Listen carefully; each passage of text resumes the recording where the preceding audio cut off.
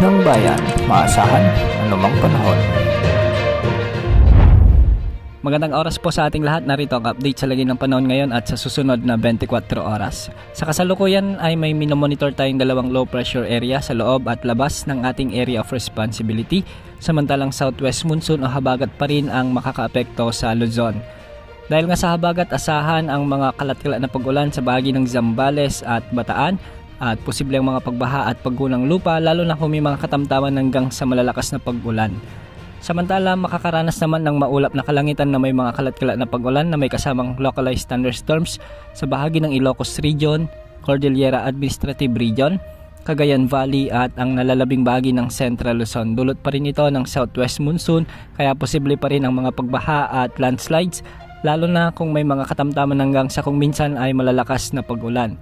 Samantala sa nalalabing bahagi naman ng Luzon at ang Metro Manila, asahan ang bahagyang maulap hanggang sa maulap na kalangitan na may mga kalat-kalat na pag-ulan at pagkidlat pagkulog dulot pa rin ng southwest monsoon.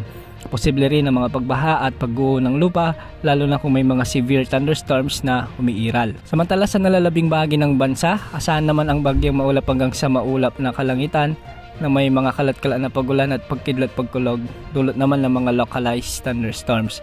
Sa Bicol Region nga asahan ang mga kalat-kalat na pag-ulan dulot ng localized thunderstorms at sa Visayas asahan din ang kalat-kalat na pagbuhos ng ulan sa may Eastern Visayas at Central Visayas, Northern Mindanao, Zamboanga Peninsula, Sorsogon at ilang bahagi ng Davao Region at Caraga Region.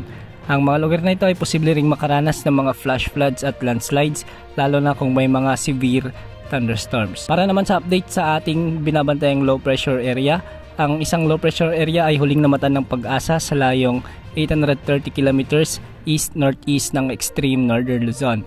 Sa ngayon ay tumataas ang tsansang maging bagyo ito sa loob ng 24 oras at posible itong kumilos pa kanluran. Hindi man nakikitang tatama ito sa anumang bahagi ng ating kalupaan, ngunit bagya rin nitong palalakasin ang habagat sa mga susunod na araw na posible magpaulan sa extreme northern Luzon o sa may northern Luzon. Samantala ang isa pang low pressure area ay huli ring namataan ng Pag-asa sa layong 2,435 kilometers east ng Eastern Visayas o sa labas pa ng ating area of responsibility.